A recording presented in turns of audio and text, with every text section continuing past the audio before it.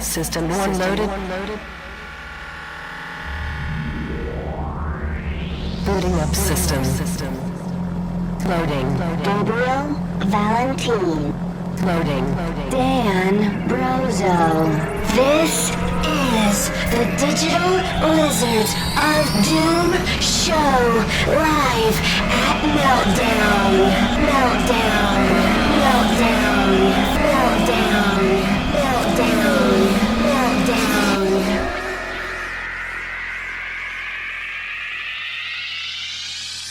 Welcome to the D-Lot Show, guys. What's up? Super stoked to be doing today's episode. We got an awesome guest coming up. Neil Halford is a indie film director and just watched his film, The Case of Evils, So stinking today. awesome, And dude. it is really, really good. I'm so stoked. sick. Stoked. Well, to I have him watched on. it. I watched it earlier. Yeah, you watched it a while ago. Well, because I'm cooler than you and stuff. So. Yeah. No. Yeah. Yeah, they were like, don't let Dan see this until this elapsed time has passed. But yeah, I'm super stoked for the guest today, and we have, dude, I can't believe this either. I told you about this on Talking the ride about the over. Warner Brothers thing? Yeah, the Warner Brothers thing. So I have a buddy. Well, he's my cousin, but he's my friend too. He works at Warner Brothers, and Mad Max was just released, and my friend is the one who's actually putting together the DVD/Blu-ray for it. So he has access to all of the deleted scenes and the bonus content, and he actually sent us a snippet of some of the deleted scenes from it. Dude. And he's like, man, I might get in trouble for this, but like, whatever. It's promo for the movie. The good news is Yeah. Warner Brothers said we can show it. Did they? Yeah. You're the one that does all the correspondence. I Yeah. didn't see that we got a reply They on said that we email. can show it. So let's show it right now then. You guys this is wanna a check this deleted out? scene from the new Mad Max movie. Might have some spoilers, so spoiler alert. Yeah, I mean, it of goes course. without saying. Like, So- yeah. Turn down the volume, open a new tab, do whatever you do. Yeah. But I'm super stoked. I haven't even seen Mad Max yet. Yeah. I'm so excited to show this. It's rad. Yeah, I didn't really want to go see it, but now I'm 100% on board. After watching seeing- it? Oh yeah. After watching the deleted after watching scene? this deleted scene. Yeah. So. All right, so check it out. Deleted scene from new Mad Max movie.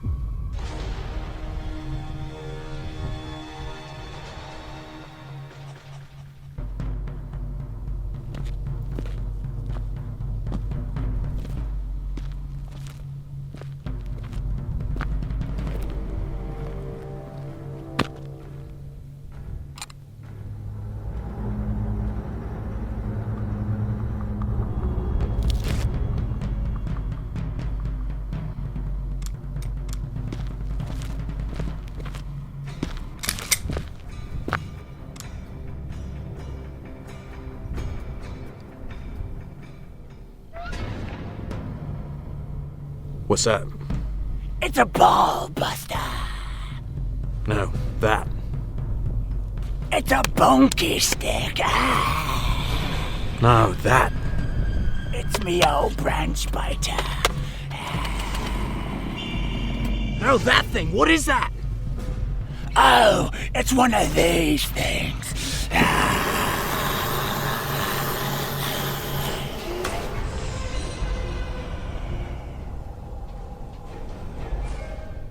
Oh, that's cool, I guess. So dope, dude.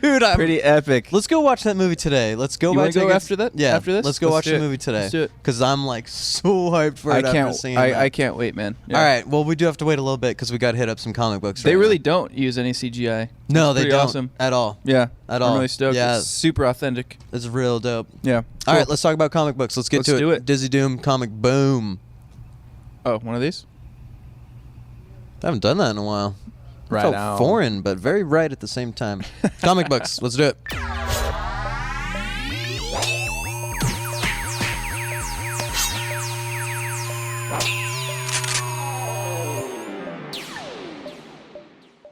Man, it might just be a comic book reading thing, but to me it's all about bleeding the blood and feeling the love from above.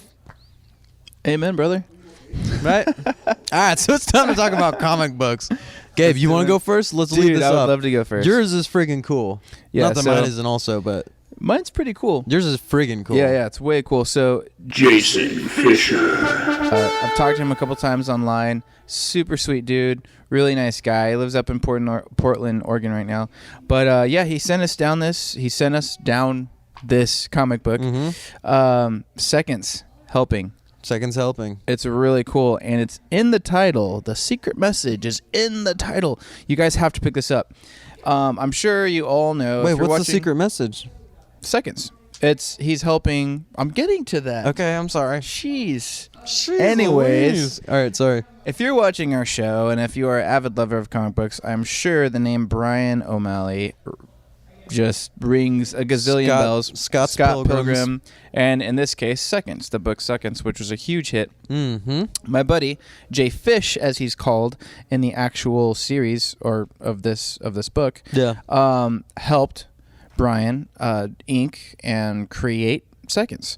And from this point of view, he was a very huge part of it. And it just talks about their friendship and just the trials and struggles that he went through as an artist. And it's a really cool illustrated. The subtext is a drawing assistant's memoir comic. Yeah, that is really cool. It is really, really cool, man. So, and it's just some of the scenes in here, I mean, really take you out of the comic book realm. Some of the stuff you're probably seeing right now takes you out of the comic book realm and then puts you into his house as he's working on another comic book, another graphic novel, and it's amazing. And it just talks about their relationship. It even gives a couple tips. Like there's a scene in there where they're talking about listening to Final Fantasy, or not Final Fantasy necessarily, but like video game soundtracks. And I noticed the Final Fantasy, sorry. And listening to like Drake and just like what they do to prepare and what goes into creating the art. Just put you in the zone. Puts you in the zone, and it's just such a beautiful book. It's like really inspiring. I suggest you guys all go and check it out right now. You can find a link to his stuff right here below our little in the descripto. And go give a shout out to him. He's an amazing artist. I've been following his work in that book for a really long time. Super versatile dude. Does some pretty amazing stuff. So go support his art. And he's got almost Mr. Han hair. He does have almost Mr. Han hair. The shaved sides and the top bun. And he loves hamburgers. It's awesome. Does he? What does that have to do with really anything? Cool. It's in his eyes. See the love in his eyes? Oh, you see him? Whoa. There's so much little detail. There's so much candy. It's so much candy in this book. Dang. Go pick it up. That's rad. Yeah. Jason Fisher. You're a madman. Ready for mine? Let's do it. I got Jungle Jim. Dude, which classic. Very, very, very classic. Like going back to the 30s. Like, we're gonna have Neil on later on the episode, and he's doing horror movies, and he's doing like retro 40s style horror movies, like in the classic Universal style. You nice know? tie-in, dude. Exactly, and like Universal made some like featurettes about Jungle Jim. Wow. Like in the 30s, there was a radio program too. There was stuff in the 50s and 60s. Like this is a classic book, and this of course is a remake of the whole thing. Whoa. And it's really good. It's like there's totally a modern twist on it, of course. Yeah. There's like anthropomorphic animals. There's so much adventure. There's like drunken debauchery. Say that 3 times fast. Which part? Well, Anthropomorphic animals, anthropomorphic animals, anthropomorphic animals. Dude. Don't even test me today. I'm gonna keep going. Please test will. me. Keep me fresh. Keep me very fresh. It's really cool. There's a lot of characters. There's That artwork's insane. Yeah, the artwork's rad. And the cover, honestly, like I was looking for an indie comic to talk about today, and the cover is just striking. It's really rad, and it's just like this big universe that just pulls you in right away, and it's funny and it's fun. It's almost got like a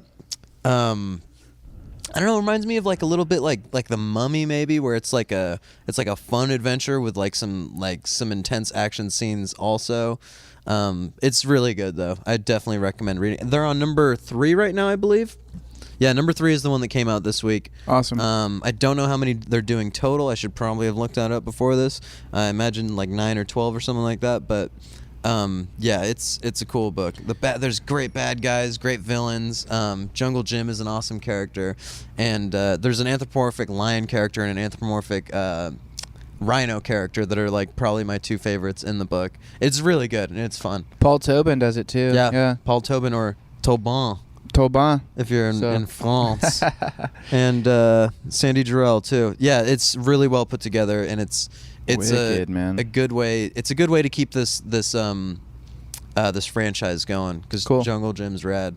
And Jungle Jim was played by the guy who played the original Tarzan. No way. What's his name's like Harry Mueller or something like that? I forget his name. But anyways, like back in the old movies. So like this is like something your dad and grandpa will probably be like, "Oh, Jungle Jim, I remember that. It was on the old radio. The old radio. on the old Victrola." Yeah. we listened to it on Pandora back in the day. on Pandora.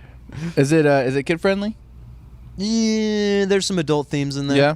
Okay. It's not like there's not like blood spraying off the page onto your boobies. face. Yeah, there's not a lot of boobies either. I don't think there's any boobies, but no, it's. I mean, if you're cool with your kid reading about people getting drunk and guns and like some violence here and there, and there's some scary parts Good too. old American stuff. Yeah, good old American violence and scariness. Right on, man. It's good though.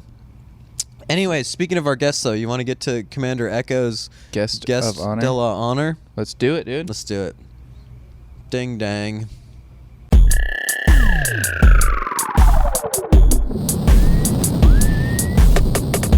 Our guest has arrived.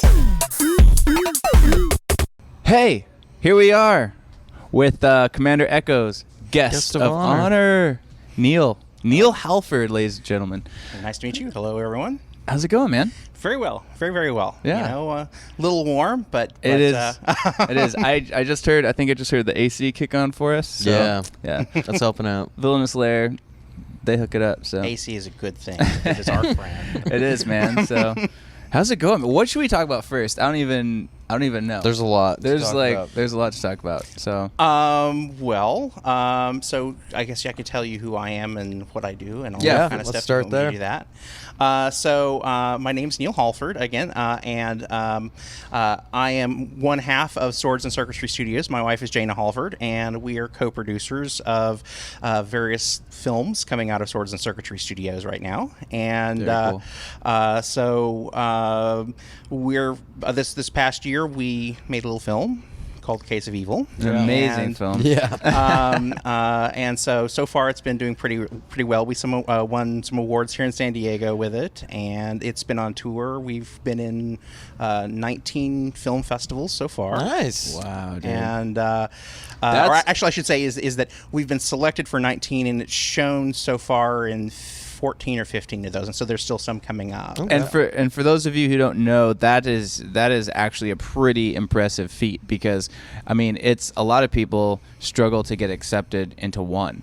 You know, like, I mean, Yeah. you send your film out to, you know, dozens and dozens of, or hundreds sometimes even, festivals, and like when you get one, it's an exciting. So 19, man, congratulations. Well, thank you. It's been kind of a campaign for us, and you know, we still actually have quite a number more that we've applied to. You figure that out of all the festivals that you apply to, if you apply to 20, you might get into one or two if your film's and good, so- yeah. if your film is good, and then if or whatever. And so I just feel, you know, of course people talk about, you know, awards and all that other stuff. I said, you know what, we made this to be seen, and Yeah. for me is getting it up on the screen, and having people in the audience enjoy it. That's the award that I'm after right Very now. cool. You know, Very cool. And so Well said. so. Have you always had good fortune with getting your film seen? Oh, well, or? this is actually our first film that we've tried to actually go out and get into okay. festivals Oh, okay. and everything. Cool, cool. Everything up to this point, it's kind of weird because whenever we first started getting into film, I was working with other people around town to kind of help them out on projects they were working on, and almost in every single case, they were films that got delayed, and so there's all this work that I've done that no one has seen yet. Wow. Which is kind of frustrating, but it's actually been really good because it's given, you know, Jane and I both a lot of experience in doing stuff, and so whenever we finally got down to saying, okay, we're going to create our first narrative short, Yeah. it was really nice because we walked in the door and we knew what we were doing. So Yeah. so we weren't having to learn everything first day of working on Case. So where's the inspiration for this specific one? And viewers that have not seen this, are they able to watch this? They can see the trailer for this right now. Okay. One of the things about whenever you put your film out to be in film festivals is that they don't want it available at large because they want to say we have something exclusive. You can only see this at our festival. Yeah. And so you unfortunately have to kind of keep your film locked up, which is tough because basically for a year you are keeping a lock and key on your And the film. whole point is you want all these people to see it. Yeah, you want people but you're to see like, it. But the flip side of the give and coin is take, that the festivals are important because it gets you exposure, it gets you reviews, it gets you people buzzing about the film. Yeah. And so then later on, when you do release it, then you can say, look at all the things other people have said. We've won we've been to all these festivals, we've won these awards. And so it really kind of is important for a film, particularly if you're a small indie. it adds some prestige to it for sure. Exactly. Yeah. Exactly. Because people go, why should I go see my film? Well, look at all this other stuff that's already happened with the film, and they pay more attention to you. And Yeah. I Other think people have already William- validated it. Yeah. Whenever you had William Wall on a few weeks ago, and, Yeah. and I was watching that interview, and he was kind of talking about his own kind of perspective on film festivals. Yeah. And Oh, yeah. I'm pretty much in line with what William had to say about all that. In some degrees, because the film festivals are really all over the place. Some of these are like the San Diego Film Festival we had here, Fall Film Festival that we had, where Yeah. we won our first award. That was a more traditional kind of film festival. It's a big thing. You've got a big crowd of people in a Yeah. kind of professional venue. And some of these things are like half a dozen guys sitting in a bar, or whatever. And, you go, I don't really, for me, I look at that and say, well, it's not like the people sitting in a bar are any less valuable to me than the people True. that are sitting in this venue. Yeah. The idea is people saw it, people enjoyed it. Yeah. And, I'm not in it for the prestige or what have you. The awards are nice. That's fantastic. If you want to give me one, if you want to give Case of Evil an award, go right ahead. I'm perfectly happy to take one. But that's not why we're doing it. We do it because Yeah. we love making films and because we want to show people something that's fun and engaging. And so, Very cool. And that is exactly what this one is. It's so good, man. thank I you. mean, can I? From the very beginning, I was like, ooh, this is kind of Twilight Zone. Ooh, this is very retro. Like, all these little things that brought me into it. And then I'm, like, seeing the storyline develop, and I'm like, oh, I like this. Yeah, it's awesome. Like, Well, I mean, thank like, you. I'm Really trying. good, yeah. I'm trying to think of what I can say and what I cannot say, but Yeah, don't give away the ending. yeah, I'm not. I won't say too much, but all I want to say is that I really want you to make a series, not Yeah, necessarily he was out of mentioning this on the case drive here. of evil, but a series like this, right. Well, would be Like, in the same universe Amazing. where well, this... first of all, the Case of Evil is something that kind of comes very deep down in my heart because in another life, when I was much younger, I had musical aspirations. And actually I came from a family where both my brother and my father were guitar players. There was always music in the house. We had Yeah. a piano, and so music's really important to me. And so I really got interested in sort of blues music whenever I was around the time I was in college. And of course, I grew up in all the rock and roll, so Led Zeppelin and all these other people, and I didn't really greats, understand yeah. where some of these influences came from. But in college, I started finding out, it's like, oh, well, this is all a of Led rock and roll Zeppelin version lyrics. of Yeah. this Robert Johnson tune Yeah. or what have you, and going back and finding out the roots about this stuff. Yeah. There was a really awful movie that came out in the 80s called Crossroads. I remember Crossroads. I mean, I wasn't alive, but I have seen it. Yeah, and- since... And so It is pretty awful, yeah. But it's got Ralph Macchio, of course, the Karate Kid, and Steve Vai. and Steve Vai, Steve Vai of was all in it. people, yeah. And it's in the so bad it's good category, I think. yeah, I mean, well, and the thing about it is that, of course, at the time I kind of enjoyed it, but the thing that kind of broke for me was the fact that they say, if you have a story about selling your soul to the devil or whatever, it should be scary. Yes. Yeah. Absolutely. You know, It and shouldn't that's be a like, scary thing to do. yeah. you know, and so and the thing about it that you often see more often than not, we've seen some version of sort of Crossroad Tales through the years. Yeah. Yeah. And they're always basically just a version of A Star Is Born. You Yeah. know. Yeah. And I said, and you go back to sort of things like the Faustus Tale and all these other stories where I think those things came from inspiration. But for me, it's just like, if you're really going to be talking about selling your soul to the devil, it should be a scary movie. Haunting. And so that's really sort of where the roots of this came from. And so this isn't necessarily that story, but it's in that vein of things. Yeah. Okay, I'm trying to think in my head. Okay, that's As fine. opposed to thinking in yeah. your foot or... That the Case of Evil was insane because you get it. It's almost like it wraps up everything in just that 10 minutes of the film. Like it wraps up everything. Like you get a full background pretty much on where this guy came from. You get like some background on the female character. Yeah. It's amazing. You get some background on And it's what only the 10 Case minutes of Evil. long, Like too, it blew my mind. It was kind of challenging because one of the things that we wanted to do with it is, number one, is we didn't want to do the same story that everybody else has done. And also, two, is we wanted to kind of get into some of the voodoo kind of stuff that's there. And so I have my prop that I brought today. Yeah, this is explain actually that, yeah. this was actually used on the set.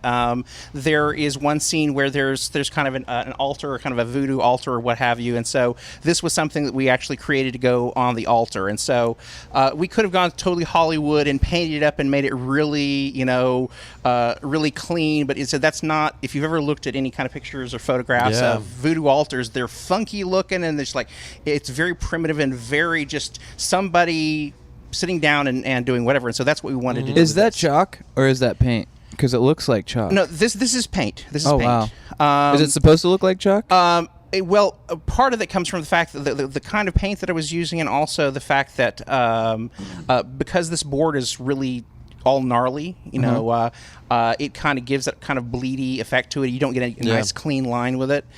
I dig it. That's very cool. So we did a lot of research, and there's a lot of symbols that are on the board here that are actually kind of relevant to, the Are symbol. those in the middle- moons? What? Are those moons? These are moons on either side of the symbol. And the symbol in the middle is actually this is in traditional voodoo. The symbol we'll kind of get into a little lecture here.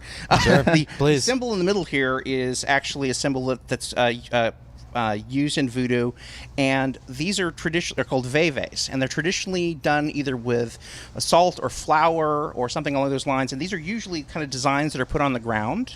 And so this particular symbol is the symbol of Legba, who is the god of the crossroads. Wow. Is that the devil? That Or is it that is like- in Vodon. You that's the thing about it is it's they have their own kind of mythos. You don't necessarily say It's like not the devil. not the devil, but he's certainly not the nicest dude. Okay. Let's put it that way. Okay. It's a deal maker. Yeah. And of course, Legba has roots going back that are pre-Christianized, that are in African roots and everything else. And so Wow. you have some deities and some other people in Vodon, and then of course also Santeria, which is just sort of the Spanish version of Yeah. all of that. Yeah. And those are all kind of pre-Christianized, and so that's what you kind of end up with in Haiti. Is you have this weird mixture of the African gods and sort of the Christian stuff all kind Yeah. of brought together. And so that's a lot of the symbology that we have we put on the board is Jana and I doing a lot of research looking at the veves, and actually Jana is the one that actually said, hey, because we were talking about ways to decorate the set, and she said we ought to look at veves, and so she's the one that kind of started pulling stuff up. I said, well, Wow. this is great. So she was really instrumental in helping us kind of develop a lot of the look of the set and everything else too. So See, that's stuff like that I know that you feel in the movie when you're watching the film, and you might like, I didn't know what that was. I didn't know what it was, but I felt it. Like it made it more real. It made it more authentic, and you don't even realize that that's happening. And I think that's really those types of things that make a film great. Yeah. Yeah, well, it'd be very easy to kind of gloss over, and also too is just like or makeup symbols, like just put some. Oh like, yeah, I mean that's totally easy. It's like we got the lightning bolts on the end. That's Shango. The only thing that's totally made up are these symbols that I came up with for guitars. Oh, cool. I just wanted to go with something that was very, very simple, very stylized kind of thing for guitars on the end. And so, and again, of course, some other people look at it and go, well, that's kind of almost like a female symbol, isn't it? But it's got another stick on it or something. So Actually, yeah, I thought it was. I did not think it was a female symbol at all. It looked like a key or you can kind of go that or whatever. But the idea I was going for is something that looks kind of like a guitar in a very simple, very stylized sort Very of way. cool, man. Yeah, in a way where it could be interpreted as like a lute or a mandolin. Yeah, or exactly. It's a stringed instrument. Well, yeah. and of course, and one of those little things that I like to kind of freak people out about. The banjo came from Africa. Yeah. Right? Definitely. Yeah. And a lot of people don't realize that because Yeah. they think it's like, well, it was invented in the South, right? Why do you think it came? Why do you think that though? Yeah. Exactly. And so it's a Southern instrument, and so that's whenever I look at a banjo, I think about sort of the Haitian the culture griots and those folks that were bringing all those instruments, and obviously, again, rock and roll music goes back to blues, which goes back to the spirituals, which bring to all sort of the African stuff coming in, and so this is amazing deep history. And I think actually one of the coolest things that we've actually had said about our film that actually meant a great deal to me is that. About a month and a half ago or so, we got invited to a symposium at Marymount up in Los Angeles. And every year they have a group of scholars coming in to talk about African Americans in popular culture, specifically science fiction, fantasy, and horror. And so we got invited to come up and show The Case of Evil. Wow. That's rad. And so and of course, I felt a little bit nervous because Jana and I, there were 3 white people in this audience, and everyone else was African American, and I'm just going, oh no! I hope they like this. I hope they like this. I hope we didn't do something terrible, and they think we're some sort of awful people. But after the film had shown, the person who was in charge of the symposium got up and he says, we really, really love the film. We love the fact that you took all these different pieces of African mythology and you kind of mixed it all together. Yeah. So this is the film we should have seen on our televisions growing up. Wow. And that just made me so happy. That's awesome. Because man. I said that's exactly what we wanted. Because whenever we were making the film, the thing that I think that kind of separates sort of are doing a film like this and what I've seen other people who decide, I'm going to make a vintage film. So they decide that we'll make it black and white and we're done. Yeah. And I said, or we'll put some we'll add some junk to the image and we're done. I said, no, you're not. Yeah. Put a vignette around the edges. We're done. And he said, okay, you copied certain stylistic elements about that, but we went one step further with this, and so for those of you who haven't seen it yet or whatever, it is shot in black and white. It's a retro style film, and right down to every last detail of the film. Said we didn't make a modern movie and set it back in the 40s. Yeah. We made a movie that was shot in 1940.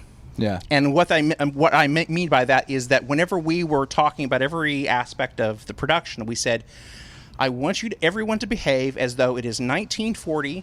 The dialogue needs to sound the way that dialogue was done in those movies. The action needs to be that way. The camera angles have to be that way. I noticed the camera angles for sure. I also noticed the sound. Oh, yeah.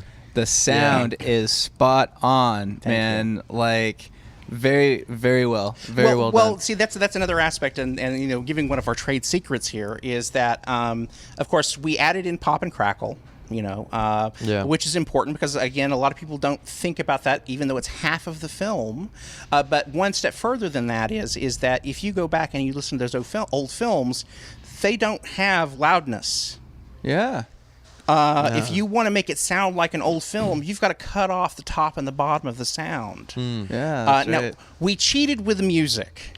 The music, Yeah. I didn't hollow out the music, so that was one little cheat that I allowed us to have. But music is so important, and I really felt like it needed to have a little bit rounder, fuller sound. Yeah. Because I didn't want to cheat everybody of the awesome soundtrack that Carvin gave us for the Case of Evil. Is that a custom soundtrack for it? Well, it is and it isn't. Whenever I was editing it, my original idea was, because I didn't think we were going to have time to get custom music for it and everything Yeah. else, and also just issue of time. So my initial idea was, I'm going to go find an old classical music record that's in public domain Yeah. and just use that. And so the problem with that, though, is that whenever I started doing research, it says in order for and of course, also too, the other rationale for that was, if you look at some of the early films like Frankenstein and the Wolfman and the Mummy, a lot of them were just pulling cues from classical music to use in their soundtracks. They didn't, Yeah. these are little B units who had no money, Yeah. and so Yeah. they didn't have an orchestra doing their sound. Well, they had an orchestra, but they're just playing classical music cues. Because they know they have in the library. They pull out the sheet music, bang, bang, bang, they're done in a couple hours. Yeah. And so we said we're gonna do the same thing, because again, this again will make it feel more like an older movie because we're pulling from the classical music. So I found a piece of music from the Holst Planet Suite. Oh, wow. And I think it's Neptune.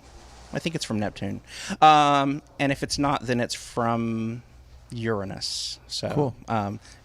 Or I could say it the other way, Uranus, so we can all laugh about that. You pulled it from Uranus, yeah. Yes, literally. But anyway, so I pulled a track, and so the initial pass of the film was actually whenever I was doing edit, I always edit to music, even before I have official music. Very cool. So I will go grab something else because it helps me establish a rhythm to what's going on. Yeah, very nice. And so. So there's any number of things that I will start off with. I go grab the soundtrack to Superman, or I go grab the soundtrack to whatever, and I drop it in, and it just gives me the right kind of beats to it. Then I can strip that out, and then we say, okay, let's put real music in here. So anyway, so we were going to do that, and I was talking to a friend of mine who was a musician, because I said, there's one thing that has to be original. We do have to have some music. I said, this is a movie being made in the 40s, and it's a science fiction or a horror movie or whatever. I have to have a theremin. I must yes. have a theremin. Because no mystery, no horror, no science fiction is being made in this time period without the theremin showing up. So again, it's another important element of making this feel like it's something out of that time period. So I contacted my buddy, and because I actually sent out a general kind of call. It says, anybody I know have a theremin, plays a theremin. I desperately need someone just to do a cue for a few important moments in the movie. And my buddy contacted me, and this was someone that I went to college with. We actually both grew up in the same hometown. And he says, oh, yeah, I can do the theremin for you, but I'd really like to score the movie for you. And he hasn't even seen it yet. He said, but I'd really like to score it for you. And I said, well, I said, the only thing about it is, it says, I would love to have you do this for me, but here's the thing. And I said, in terms of this movie, I don't want a single synthetic instrument on it. Yeah. I want it Yeah, it to has to be sound real, because it's important for this, because I said, if we do something electronic or whatever, it's just, and again, this is not because I don't like electronic music. Oh, yeah, of course. no, I slam totally to the stuff you're understand, doing. dude. I totally But I understand. said, for this film, it's just not right. I said, Yeah. I want everything to be real, and I said, that's the only thing that makes me nervous is I need an orchestra. And Dude, it bugs me when I'm watching like shows like primetime shows, and there's some really dramatic part, Yeah. and they have some violin coming in, and I can tell that that's a keyboard and not a Yep. real violin. That bugs the crap out of me. So I Horns totally and 100% strings. understand. Horns and strings Yeah. particularly, because no violin sustains that way. Exactly. It's humanly impossible. And so I said, this is the one thing is just I don't want anything synthetic. And I said, that's my only reservation about doing this. He says, dude, I can play the horn. He says, I can play all the horn pieces myself, and I can do all the percussion and everything else. We'll do piano. And I said, okay, well, I have some cousins that are string players. They live in Arkansas. And he's in New Zealand right now. And so I said, is there a way for us to do this? And he says, sure, I can write the scores and we can send the stuff and they can record their tracks and we'll put it all together. And so Wow. the orchestra for this was actually assembled. We had some people in Arkansas, my buddies in New Zealand. He had some friends that actually came in from Shanghai or whatever. So our 2 flute players, and there was a guitarist and some other people that came in. And one of the coolest things about the music soundtrack that I like to kind of chat about is the he had access to what's the world's longest piano. It's an 18-foot piano. I've heard about that. Yeah. It was built. This guy was a Kiwi, and he decided that he wanted to build this huge piano. It's 18 feet long because that's how much space he had in their barn to build it. And so he said How it would have many been keys is longer if it? he'd had more room. Well, I mean, it's a standard keyboard, but in terms of how deep the what is it, the box, the Octaves? what The octaves? the string box, whatever Oh yeah. My brain is mush right now. But anyway, so it's how long it is. Is how Gotcha. long it is, and so it's like I say, it's 18 feet long, and the bottom notes on this thing sound like death itself. Yeah. Just boom, the most incredible, crazy vibrato Wow. and just rumble That's that you get awesome. from this piano. So if you go back and you listen particularly to some of the piano keys on it, you hear that deep, Those deep notes rumble. hit deep, man. They're Yeah. deep, and so it's just because it has this enormous keyboard. It's twice the length of a concert grand. So Wow. that gives you an idea of how big this thing is. Wow. And so that was just another crazy thing that we had going for us on this film. And so Yeah. he was able to play the theremin for us. He did all this other stuff. And Nice so, get, dude, on that one, man. well, Very I mean, nice and job. That's just the thing is that we have been extraordinarily lucky, not only with this film, but basically in general here in San Diego. Just people, we talk about projects we're doing, and people showing up says, "I really want to be involved. What can I do? I'll come and hold a boom pole. You don't have to Yeah. feed me." I think when we went out to breakfast when I first met you at Comic Fest, I think I said something similar. I think you just have that natural effect on people. Well, I mean, I think. like, yeah, man, let's I talk. think, well, it's. I'd like to put ascribe that all to my glittering personality, but I think in reality it's just that we have an extraordinarily great community of filmmakers that are here in town and that really pitch in and everything else. And so, again, whenever we first, it's kind of funny because before I got into doing films, my career that most people actually know me for is working in the computer gaming industry. And so whenever I was between jobs at one point, I tried to pull together a indie game company. And it was so funny because the attitude was completely different than it has been with film. Because the game folks is like, well, I don't know. Do you have any money? And it's just like, I just don't know if I want to get involved because it's just going to be so much time and blah, blah, blah. And it all boiled down to how much money I could put on the table. Yeah. And with the film people, it's just like, I don't care. You don't have to feed me. I'll sleep in the basement and do whatever. I just want to be involved somehow. Yeah. The Universal monster movies are some of my favorite films. I mean, that was, I think, really when I really discovered what I loved about filmmaking. I'm not a filmmaker, but I enjoy films very, very much. Are you stoked about the new Universal movies that they're coming out with or that they're working on? Or I'll take that as a no. I'm not wild about them, no. And here, the reason is that they have very publicly stated that they aren't really interested in the horror aspect of it anymore. They want to make adventure movies. Gotcha. Yeah. And I don't get me wrong. I think that The Mummy, the first version with Brandon Fraser, I enjoyed that I like the movie first two. enormously. I like the first two. You It's a know, fun movie. Whenever they ditched Rachel Weisz was a horrible mistake, for the third one. The third Yeah. one was kind of a train wreck. But I enjoyed that movie enormously. It was actually the closest thing to Indiana Jones we've had in a since long the time, original yeah. or whatever. And so I enjoyed that enormously. That said, it really depresses me because basically everybody said, those old monsters, they're too cheesy. We can't sell them that way. So let's completely forget what they are. They think they're so smart, don't they? Of course, this is cranky old man saying "get off my lawn," but this is sort of the modern trend: is let's take an existing IP and let's completely change everything about it, but leave the label on Star Trek. Yeah. I don't know, man. Yeah.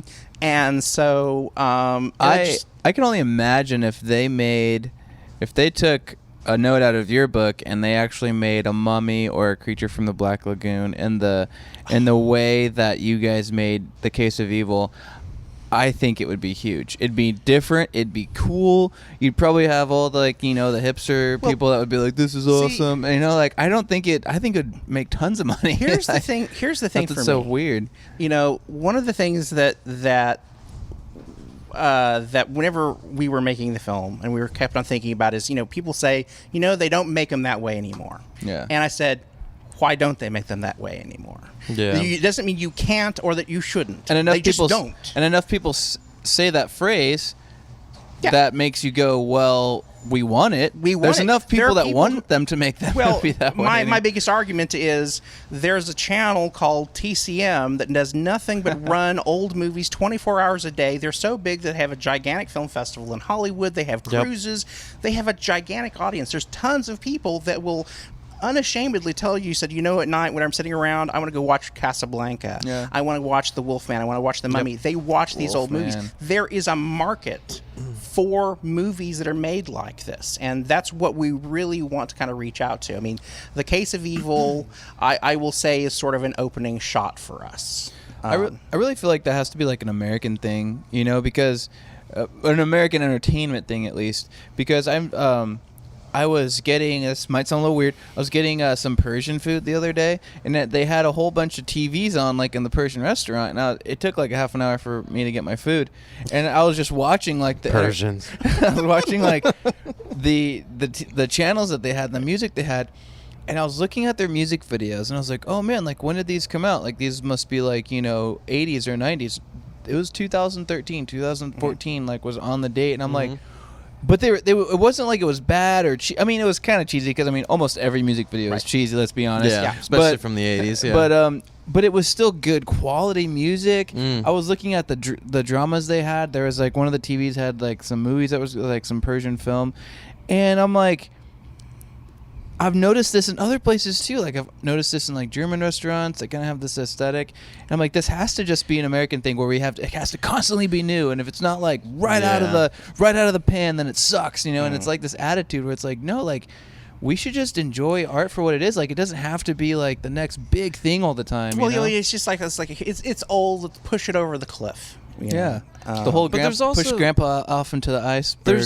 There's constantly old trends being reinvented though, but that's what I mean. In fashion and music. But they have to make it cool for people to jump on board. Yeah, it has to be the new version of what was old. Lady Gaga has to do it, and then everyone will jump on board. That's very true. Yeah, and that's something we did with The Case of Evil. Is we were unashamed as we're going to the dialogue is going to be that sort of slightly inflated, very almost stagey dialogue that we had. Theatrical, with yeah. It was awesome. Well, thank you. Awesome. It's great whenever I hear that because the thing about it is we have so much sort of self-consciousness whenever we were working on it because it's just is anybody going to get this? Is anybody going to get this? I mean, the cast was very excited, and all of the production crew was very excited about it. But you don't really know how well it's going to sell until you get it done. Yeah. And but that was another kind of cue that we gave to everybody. Is he said, approach this as if you're a stage actor, because the stage actors are the people that were being hired as film actors. Yep. They weren't trained to be film actors, No so one they brought was, those stage things into the films, and so that element is there. Want to get to these Twitter questions? I know. I was waiting for it, dude. Dan's favorite. I'm over that now. Dan's favorite segment. It's a good Dun segment. dun dun. Okay. So our first one is from @Sarah_Mailorgs. I double checked. That's her. That's her name. Hungarian. What, in your opinion, is more important? Working hard to make your art exactly how you imagine, or working hard to get the projects that you will make money? on Off of. yeah.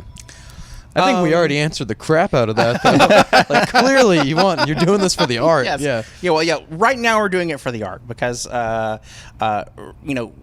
reality of the situation is, particularly whenever you're first trying to get your foot in the door in the industry, is that you need a reel.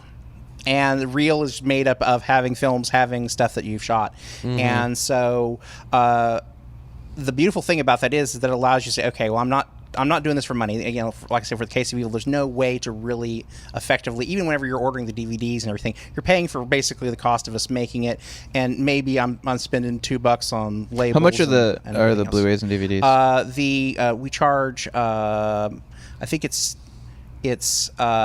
$6 for the DVDs, and the same thing for the Blu-rays. Wow, I think okay. we're charging $6. So Super basically, cheap. Basically, Yeah. you're just you guys, everyone that's watching this, Yeah. you better go and buy that Blu-ray Yeah, and DVD. so- You're a fool if you don't. And Come actually, on. we'll just That's call a that steal. We'll call that the discount for DLOD here. Yeah. Cool. And, Awesome. Now you have to. and so don't tell your friends. But tell them the film is awesome.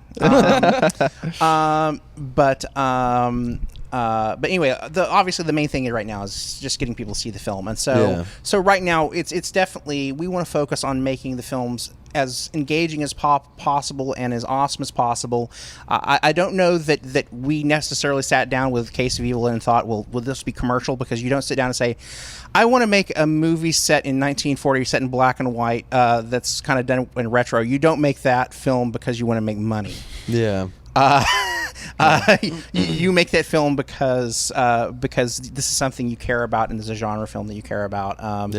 Obviously, whenever we get to making a feature, we have to be thinking about how do I make money on this, and so that's going to be a challenge for us, particularly for the films that we make that are like this. How do I sell what's essentially a retro movie? That's not even attempting, it's not like we're shooting it in black and white and it's essentially a modern movie, but we're kind of stylizing it as a 50s movie. How do I take a film that we're trying to authentically shoot as a 50s movie and make money on that today? Who's my audience? And so obviously we want to figure out, is there a way for us to tap into that TCM market and say, how about, so all the time you'll watch an old movie, says, I've never seen this movie before, it was made back in the 30s or 40s or 50s. You watch those all the time. How about watching something else that looks like a movie from back there, that sounds, All it would take like one? All it would take was them just putting the word out there that they've been thinking about having a branch of their network that focuses on films that honor that type of aesthetic, but aren't technically written, weren't written that in that period. And I guarantee you so many people would be coming out of the woodwork that have been doing similar things. And we're not like, alone. I know we aren't know. alone out there. And I think more people would try to do it.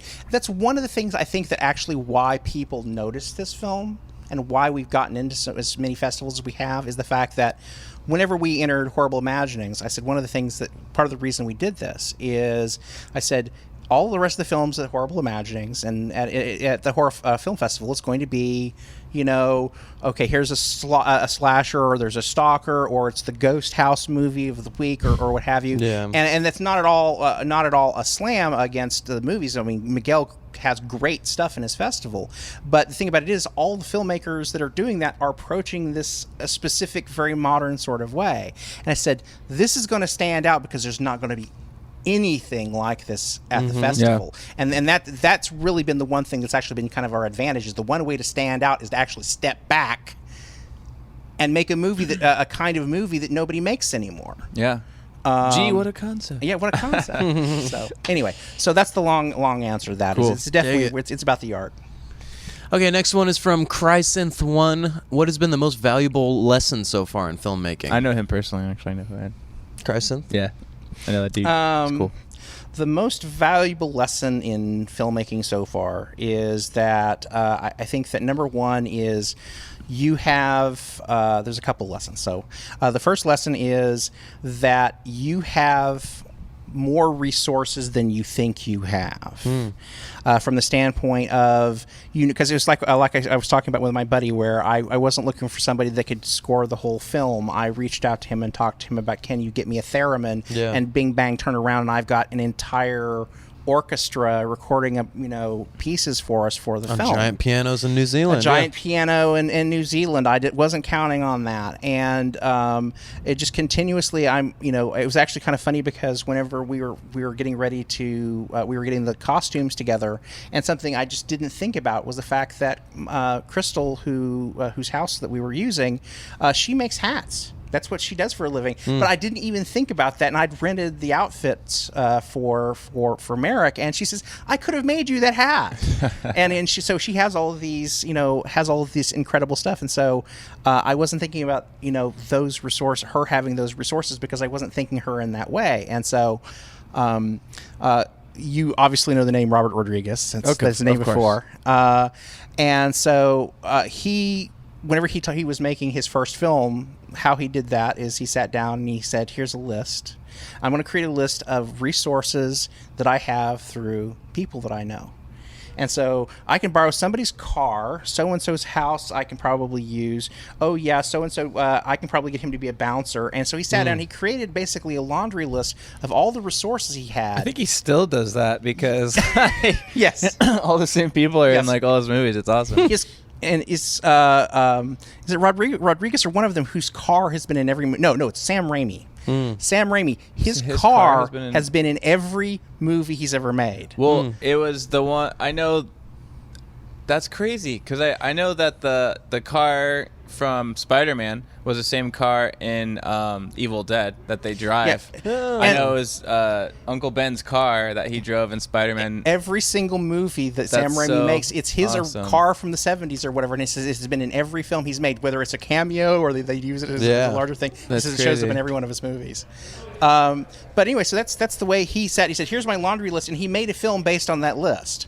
I don't know that I could quite do that, or whatever. Yeah, that's like an exercise you That's a do, little yeah. 48-hour film festival ish or whatever, and I love those guys. I just want to say, and that it's funny because people say, I've seen the 48-hour film reviews. It goes, "Oh, these movies are so cheesy or they're terrible or whatever." It says they made the film in 48 hours, and in case you don't know how that works, is you go in on a Friday night and they hand you, here is the name of a character, here is an object, and here's a line of dialogue. And here is the genre. You pull the genre that you're going to make out of a hat. You have 48 hours to write, shoot, edit, and finish that film and turn it in. Wow. And in my mind, It's insane. it's insane. I don't do 48-hour film festivals because my head would explode. Because you hear the kind of crazy kind of detail that we put in Case of Evil. If I can't do that, if I don't have the time and the luxury to do that, I would explode. I would not be happy with anything I put on film.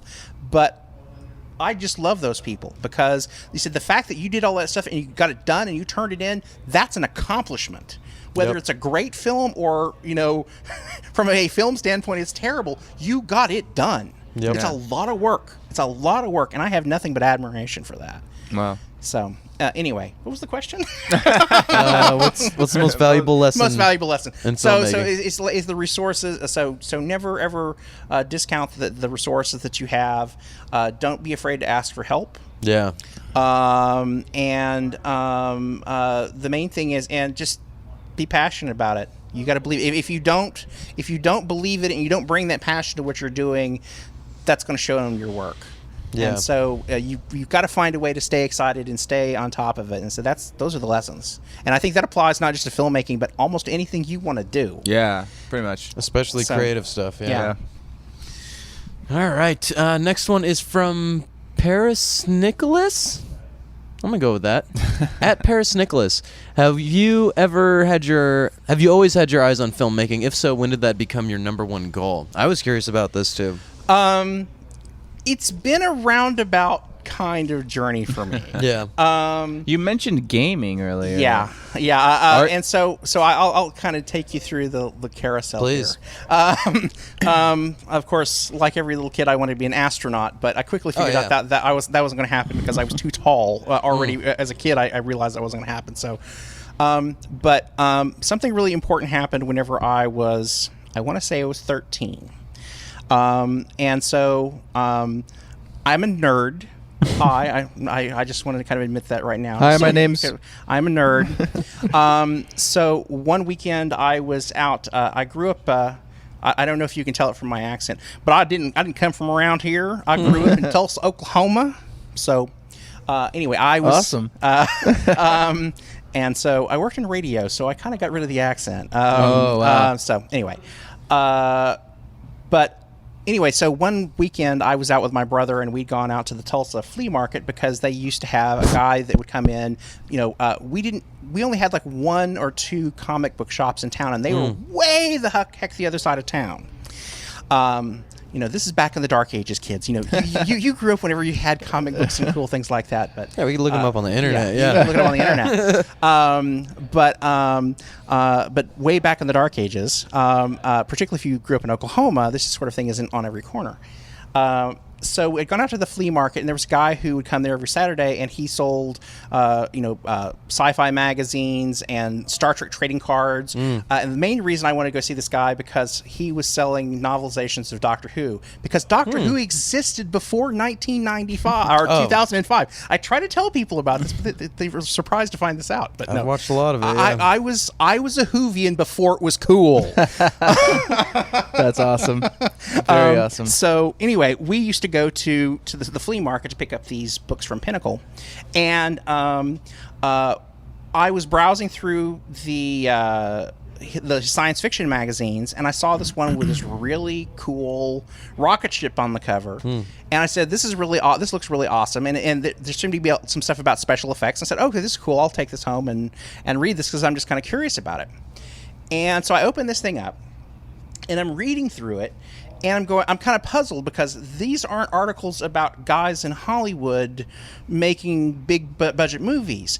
This is a magazine dedicated to guys who are in their backyards with Super 8 or 16 millimeter cameras, and they're building optical printers in their garages, and they are creating monsters by pouring latex over foam or latex over gauze to make Halloween masks or whatever. Yeah. And there are notices about people's films. It'd be like a little blurb that's about a paragraph long, and it would say, here's the name of the film, who stars in it, and here's the quick explanation of what the movie is. And these are people being made by, here's an 8-year-old kid, here's a college student, here's all this other stuff. This incredible, fantastic magazine out there that was teaching people how to be filmmakers. And so this is 1983. It was a little magazine called Cinemagic. And it was published by Starlog magazine. Oh, wow. Starlog. And that movie changed, or that magazine changed my life. And of course, it drove my parents crazy because suddenly their kid is talking about movies and let's build all this other stuff. And so then Christmas became all about, I have to have a camera. I have to have a camera. I don't care what I'll do. I will mop the roof, whatever it is you want me to do.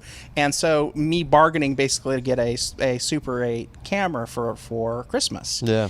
And so lo and behold, my parents loved me and they gave me a camera for Christmas, which, it doesn't sound like much now, but it was actually quite a bit of money for them to do that back then. Yeah. And of course, then I came into the first reality of filmmaking back in the day, which was film costs money. Yeah. And those little reels are 3.5 minutes long. Those little old Super 8 reels. It cost $4 to get one of those processed. Which back then, that's like saying $20 now. Yeah. Wow. And so, and of course, you're shooting on film. There is no nonlinear editing. The editing is you're sitting down at a little screen. It's got 2 little spools on either side and a little crank, and you crank it through, and you're chopping up the film to physically edit it. And so, if you're trying to shoot anything, it gets really expensive really It's fast. actually how we shot the first 3 episodes of the D-Lod show. Good. Was on film. That's awesome. Hardcore. Yeah, Did it you was- scratch the lasers on each? Yeah. Everything by hand. Yeah, we painted it. But anyway, the long story, probably even longer. Anyway, so that's what got me hooked on film. I really wanted to be into film. Around the same time, a movie called War Games came out. Oh, nice, dude. And so of course, all the kids that were of my particular generation all decided that they wanted to be computer game designers, and Yeah. programmers, and everything else. So I started really getting into that as well. And so time's kind of coming up on college, and I'm trying to decide what I want to do when I go into college. And the problem is that I'm talking to my parents about it, and film school is, of course, I'm going to go to the University of Oklahoma, but the film program there is just like, it's just crazy expensive, because when you start adding up how much it's going to cost for all the raw film, all the Yeah. processing, all this other stuff, I mean, it was an insane amount of money Yeah. for us to spend. And so I said, well, what if I went into radio, television, and film production, but I focused on radio, because all I have to have is one magnetic tape, and that'll get Yeah. me through the entire semester, And so that's what I focused on. And so I went into radio. Actually, my first job right out of high school was working in radio. I produced a series of radio dramas that were like Twilight Zone episode Awesome. kind of stuff. I'm starting to see a theme a little bit. Yeah. And so bit. I'm, there's definitely kind of a storytelling kind of thing that's going on here. So anyway, I go into radio, and then about 3 or 4 months after I graduate from college, a buddy calls me up, and he says, I'm working for, I just got a gig with a computer game company that's out here in Woodland Hills. And we need another artist to come and help us work on something. Now, Ken and I had been buds for a long time, and he'd actually taught me how to do painting with airbrush and all this other stuff. I said, I'm not an artist. I said, I can do art, but it will take me 4 months to what you could do in a week or in a day. Yeah. And I said, ultimately, they're going to fire me because I'm not going to be fast enough. And honestly, I'm just not going to be good enough Yeah. to hold down the job. I appreciate the offer. This is awesome. But I in good conscience, I can't do it because that's going to screw up both of our lives. And he said, no problems, no worries. So about another 3 months roll by, and he calls me up and he says, okay, this is something that we ought to talk now. He says, we need someone who could write science fiction and fantasy basically for a salary for computer games. What do you think about doing that? You're like, And that I can do. I said, that I can do. And so I packaged up a bunch of my Dungeons and Dragons module, my old DM kind of stuff, and my Call of Cthulhu campaigns, and right on, man. the scripts that I had written for some of the radio dramas, and I sent them off. Yeah. And the guy who was in charge of the company says, these look interesting. So I went out and I did an interview. And I was talking to the time. I said, so about when do you think you'll be making a decision on this? Because I just want to know about how long I'll be waiting. He said, oh, you're hired.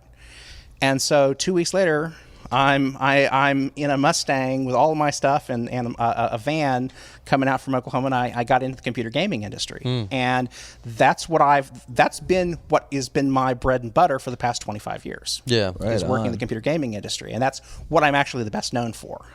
Where have you worked on? What projects have you worked? The stuff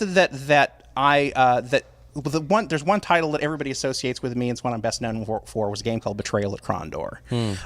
It was a series of, or it was a role-playing game that was based on the novels of Raymond D. Feist. And so that was gigantic. That was PC only, right? That was PC. Yeah. It was only PC. And it was an international bestseller, got all these awards, and to this day, that's the one that everybody still remembers. Yeah. Or the one that everybody really is passionate about. And also, it's the old school kind of game. There was as much text in that game as there was in one of Ray's novels. A lot of people who don't really know the story thought that Ray wrote the story. He actually didn't touch any of it. Yeah. I basically read all the books he had about 6 times all the way through, and then we did the story. And even Ray at times would say, this stuff is indistinguishable from my own work. That's awesome. And so, and that to me was actually whenever I knew, said, okay, I'm doing pretty good if basically my work is indistinguishable from a New York Times bestselling author. Yeah. And so, but other titles I worked on, Dungeon Siege. I created some of the story for Dungeon Siege, Champions of Norath, Lords of EverQuest. Yeah. So anyway, so I'm a big old RPG strategy. EverQuest is guy. one of my favorite gaming experiences of my life. Well, by that's, the well, way. Lords of EverQuest was kind of a weird thing. It was a strategy title. Anyway. Yeah.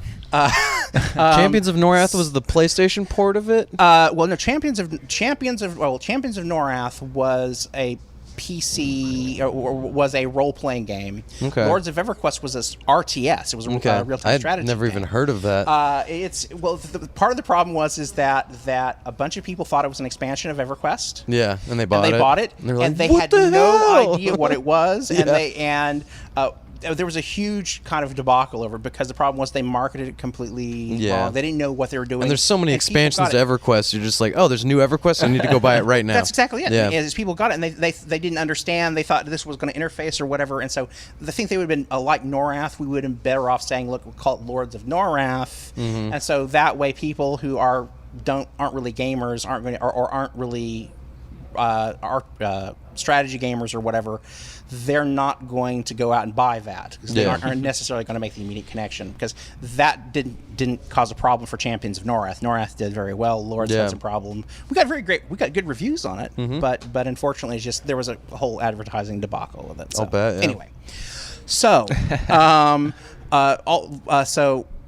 many years ago, I moved out to California. Whenever my wife and I got married, she already lived out here. I moved out here, and I got back into film whenever after I moved out here, and hooked up with a buddy of mine, Jimmy Diggs. He's actually was a freelance writer, worked on Star Trek Voyager and Deep Space Nine. We pitched Star Trek Enterprise together. Oh, wow. Cool. And he's working on a animated series for Star Trek. It's not an official thing. It's a kind of a fan pro thing where there's a lot of the people who are associated with the real series that are involved, but also some kind of fanish kind of stuff. But Star Trek Beyond the Stars, and so one of the stories that Jana and I kind of created, that if all goes well, will be showing up in that series sometime.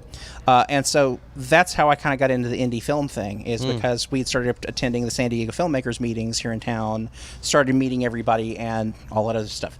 So there's that 20-minute answer to that simple question. I'll try to get to the next one faster. But anyway, the long story of it is I was always passionate about filmmaking from being a kid. Yeah. And I had to take kind of a long way around to get there, largely because of expense. It was really whenever I was able to come back, and when I got here, and suddenly it's like it's cheap to get a camera and you got the video editing tools, and now it's not costing $10,000 to make 5 minutes of film or whatever.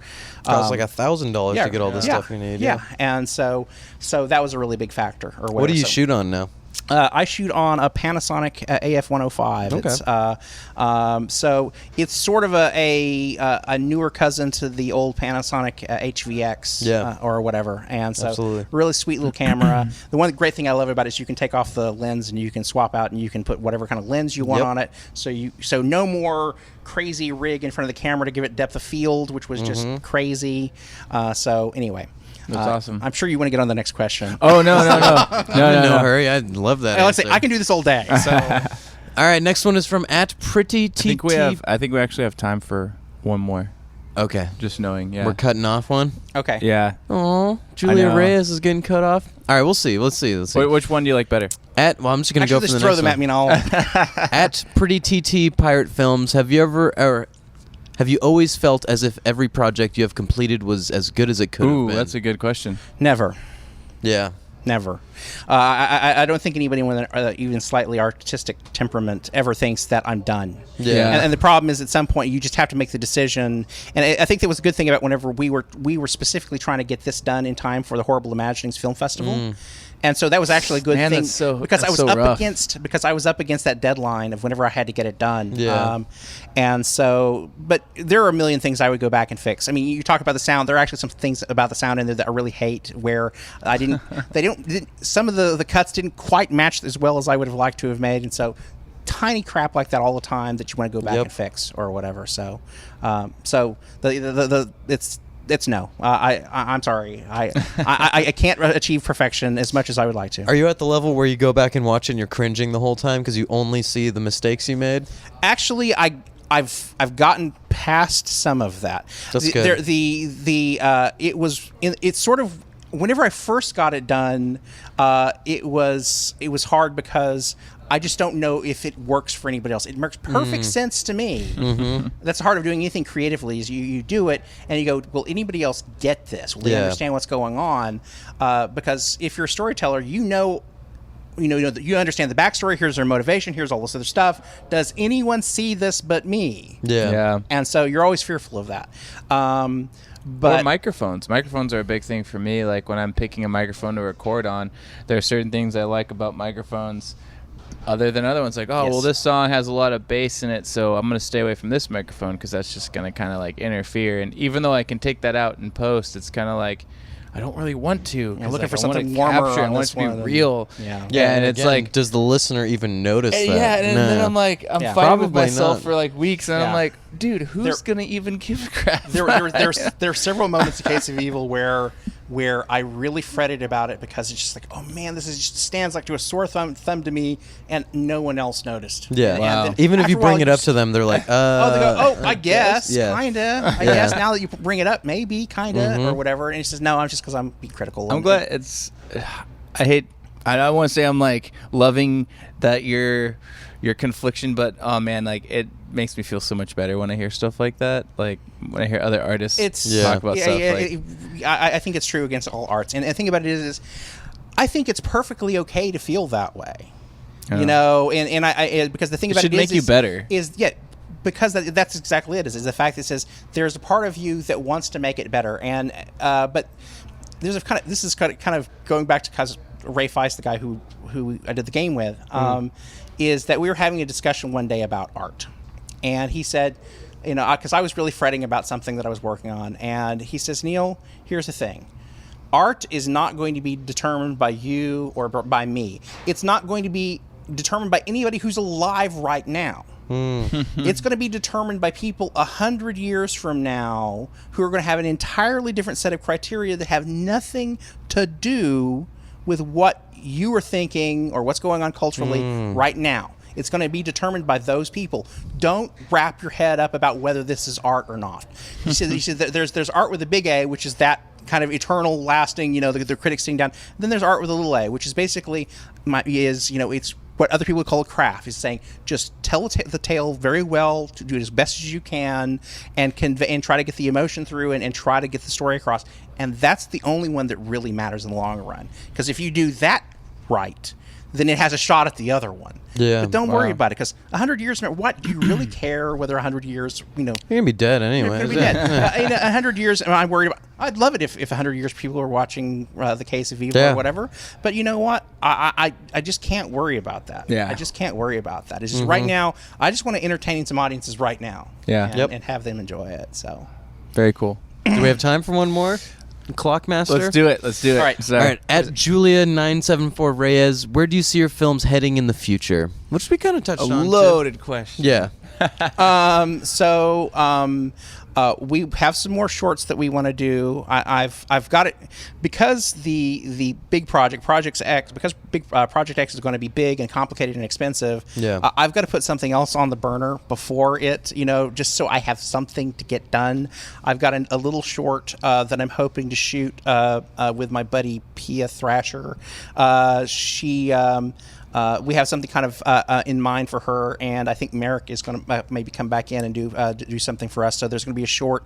So I want to try to see if I can shoot a short a year at least, you know, just so that it stays fresh. Yeah. Obviously, there is there's this feature. We have the previous feature that we shot that we want to bring back from the dead and get it done.